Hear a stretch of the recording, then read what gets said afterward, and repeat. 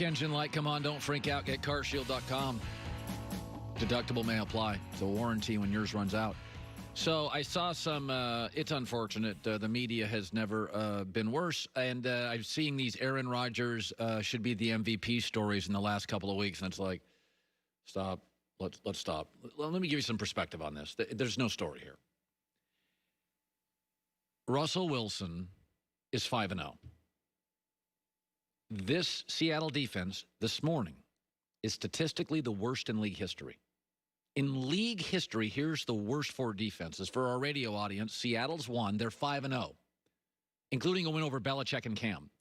Atlanta's is now the second worst. They just fired their GM and their coach because of it.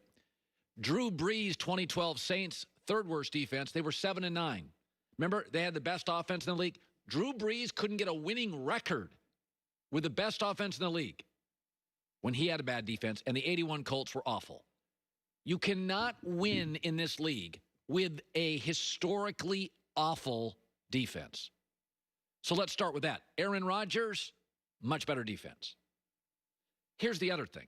I mean, Russell has scored 35 against Belichick, 31 against Brian Flores, and 27 against Mike Zimmer this weekend in a driving rainstorm. Three good defensive coaches. But ask yourself this. Offensive lines, do they matter? Do you know the number one rated offensive line in the NFL this morning, PFF? Green Bay. Green Bay also has a top 5 running back in the league, Aaron Jones. A top 5 wide receiver, maybe a top 2 wide receiver in Devontae Adams. Green Bay also has an offensive coach. That obviously helps. I mean, you don't think Jared Goff had a defensive coach than an offensive coach? Kind of a difference. The only advantage Russell Wilson has over Aaron Rodgers, Russell Wilson's number 2 wide receiver, Tyler Lockett, is better than Aaron Rodgers' number 2 wide receiver. Most valuable is the ability, this is what LeBron just did, to take a lot of disparate parts or average parts and elevate all of them. You could, Aaron Rodgers is number 2 in the voting, like Burger King is number 2 to McDonald's, but it's not close. Okay, it's not close. Aaron Rodgers could not take this offensive line and this defense and be 5-0. Aaron's in a easier division with a better defense, an offensive coach, the best offensive line in the league, a better number 1 receiver, and a better number 1 running back. It ain't close. Seattle's 5-0. Worst defense in league history so far. And they haven't even faced, some of the more dynamic offenses they'll face. All right, Jerry Jones, owner of the Cowboys, this morning on Dallas radio. And the big questions now, what are you going to do with Dak? How are you going to pay Dak? Is Dak the future of the NFL in Dallas? Jerry Jones, ever the businessman, doesn't generally like to talk publicly about money. Totally get it. If I owned a team, that's how I would act. Said this about Dak.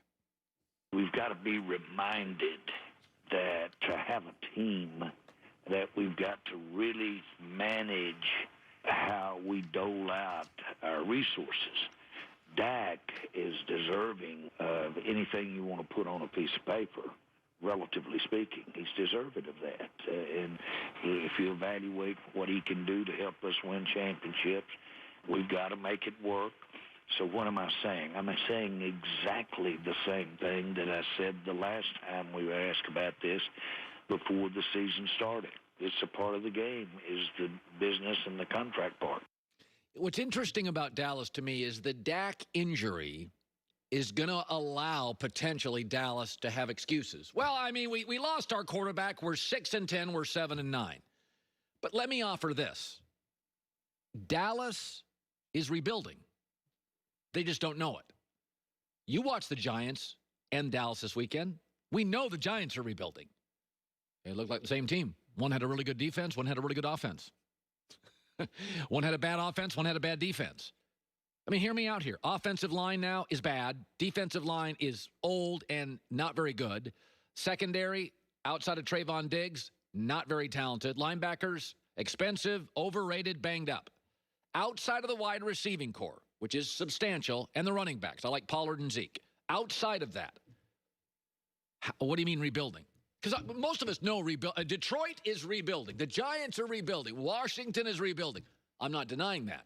But there's also these teams, and we also know Green Bay isn't rebuilding, and Baltimore's not rebuilding, and Kansas City's not rebuilding. We know that. But then there's these teams in the middle that are, and you're like, they just don't want to talk about it. Dallas is rebuilding. What does rebuilding mean? If you go into a draft, the next draft, and you've got half or more of your units need somebody, a playmaker, because you're not making enough plays, offense or defense, you are rebuilding. And again, there's 7-8 teams not rebuilding. Dallas needs 2 offensive linemen, minimum 1, maybe 2 defensive linemen, another linebacker, a safety, 1 to 2 more corners. They could really use an elite tight end. Again, they don't need a running back. Zeke and Tony Pollard, nice dimensions there. Like them both, actually. I think Pollard's a little underrated. Zeke right now is still really good. Wide receivers, they're loaded. They don't need to draft a wide receiver for 2 years. They are all good at wide receiver. But that is why the CeeDee Lamb draft pick to me was so weird. Like, you just paid Amari Cooper a ton of money. You want to get him touches. Michael Gallup's becoming a star. And you had Cedric Wilson in practice, and all I know is when I watch Cedric Wilson, I'm like, that's one of the better third receivers potentially in the league. So I think the Dak injury gives Dallas opportunities to say, we were going to be blank. I think Dallas is rebuilding. I think they're a rebuilding team. You go into a draft, 6 units need a playmaker. You are rebuilding, and I feel Dallas is. All right, the Herd Hierarchy, Hour 2. Live in L.A. next, The Herd.